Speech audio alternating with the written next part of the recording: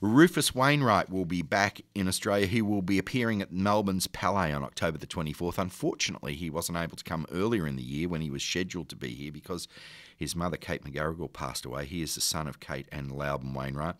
He released his debut album in 1995. He's a 37-year-old singer-songwriter who has impressed everybody, I think, over the years with his spectacular voice, his riveting stage performances, and his ability to do just about anything with his music. And you'll hear a track from the album that he recorded at Carnegie Hall, in which his sister Martha joins in on singing the classic song Stormy Weather. So let's spend a little bit of time talking to Rufus Wainwright and hearing some of his music. His latest album is called All Days Are Nights, Songs for Lulu. He'll tell you about that at the start of our interview.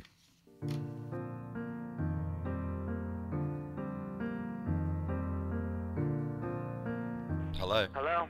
Hello, Rufus. How are you? Hi. Whereabouts are you at the moment? I'm in Montauk, New York, You... out on the beach, trying to relax. So I'm also orchestrating as well. So I'm still working, but I get my toe in the ocean every once in a while. What are you working on at the moment? Well, I'm orchestrating 5 of my Shakespeare sonnets for the San Francisco Symphony that I'm going to sing with them in November. So I'm doing that. We were sorry about the fact that you had to postpone your tour here earlier in the year, but we're looking forward to seeing you in a few months' time. I'm very excited to get over there. I always love playing Australia and New Zealand, and I've always had a deep kind of connection to that part of the world. Probably because I'm from Canada. Yeah, we kind of share something there, don't we, Australians and Canadians? Yes. It must have been a fairly, I guess, intense time for you earlier in the year. Yeah, no, it's been really the worst of times. But on the other hand, I don't know, it happens to everyone. Everybody's mother dies, and in the end of the day, she wasn't in a horrible amount of pain. It happened at home. It didn't cost us a lot of money, and I got to be with her for the last month. So I think, above everything, I have to be grateful, even though it has been so difficult. Yeah, I know it does happen to everyone, but it's something that you can never really prepare yourself for, is it? Yeah. Well, someone said the most important thing to me recently that's really helped me, and that is that you always have to remember that your mother gives birth to you twice. Once when you're born, and once when she dies, and they're both very painful, but they're also new worlds for you to enjoy. Your situation, I guess your family situation, is that you were not only very, very, very close, but very close in public as well. You kind of, weren't you? It was kind of like a public life almost in some ways. Yeah, no, we've always been bound, for better or for worse, to each other, my entire family, and I think in the end of the day, it's been a positive experience only because none of us sound too much like each other. We're blessed with that fact, I mean, if we were all kind of pale imitations of each other, then it would be, wouldn't be nearly as interesting. So some gods have smiled kindly on us. And you all seem to be sort of in the same area. Often children sort of rebel against their parents and do something completely different. Kind of. I mean, I think of it very much as a kind of family store or business, where, maybe there's a little section, time when you want to, I don't know, hang out in the alley or something with the rich kids. But by the end, you got to go where the money is, and those rich kids aren't going to give you any in the alley. So you got to go, earn your keep. So it's just it's all very practical in the end. A woman's face with nature's own hand painted that treasure. Can we talk about the latest album, All Days and Nights, Songs for Lulu? Tell us about Lulu. Well, Lulu is for me is Louise Brooks from the movie Pandora's Box and from the 20s. And she is decadence incarnate, and she's a very real spirit for me. I mean, when I can kind of visualize that heavenly apparition, I know that I'm near hell, and that I have to be careful, and only because I love her so much, and I'd love to walk with her on a tightrope, but I also want to live and keep my wits about me. So this album in a way is a sort of sacrifice to that goddess.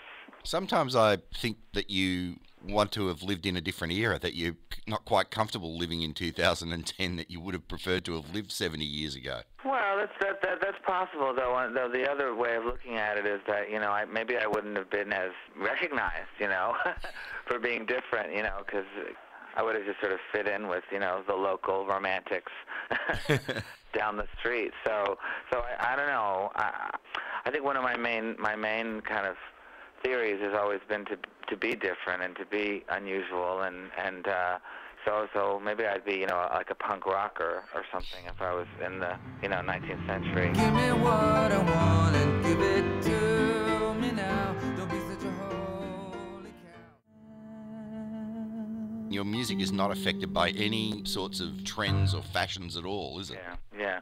Well, I mean, I think we're all affected by what we hear, and I certainly, hear what's around. But that being said, I don't think it's, the heart of my work is influenced by very, very rarefied pieces and situations that are out there, that do exist, and I encourage, everyone to go to the opera or listen to symphonies and explore 500 years of music, but nonetheless, it's not common for most people to know that stuff. Well, speaking of opera, you've actually done an opera, haven't you? Written an opera, Prima Donna. Can you tell us about that? Yeah, well, it's my first opera, and some people loved it, some people hated it.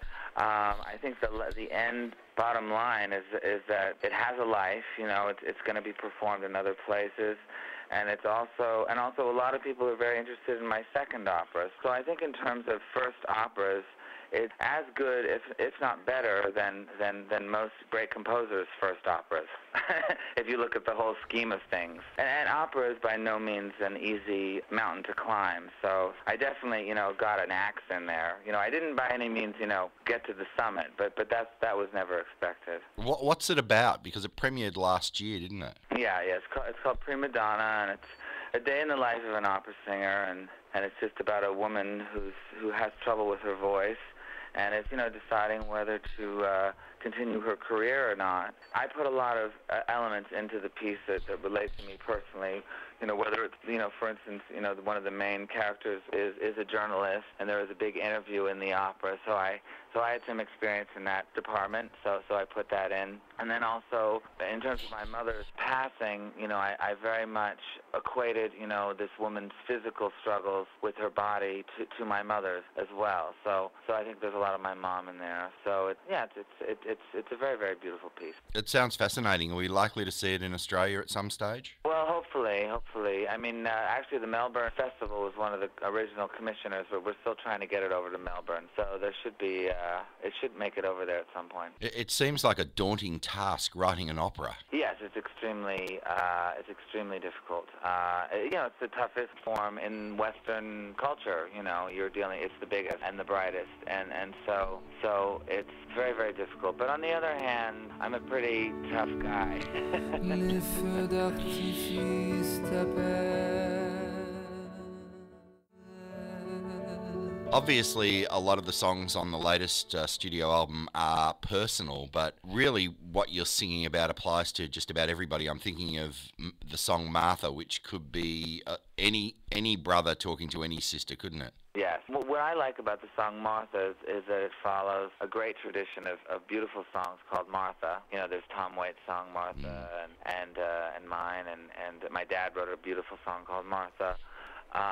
And the Beatles wrote a song called Martha, My Dear. Yes, so I think there's something about that name and songwriting which is very, very kind of, which operates on the subconscious, of the listener, because it is a tradition. So I think people relate to it in many ways, whether it's singing about the sister or just even the name Martha is always beautiful in a song. Is it difficult to sing the songs on stage because they are so personal, or do you sort of...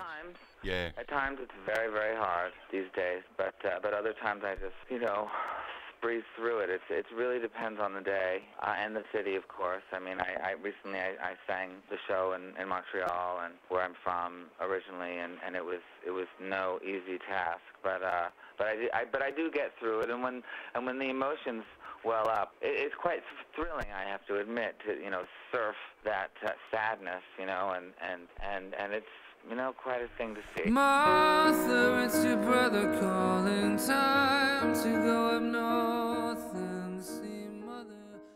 I was wondering what it must be like to share that sort of emotion with a larger audience, because the album is so personal that even listening to it, you want to really be alone to listen to it. You don't really want to have a whole lot of other people there listening to it. Yeah. Well, that's one of the reasons why, I chose not to have applause in between songs, for the first part of the show. The first part of the show is just that album, and I don't have any applause. I sing it as song cycle, and meaning just from beginning to end as one piece, because I do want to recapture just some of that personal element that this album is kind of aching for.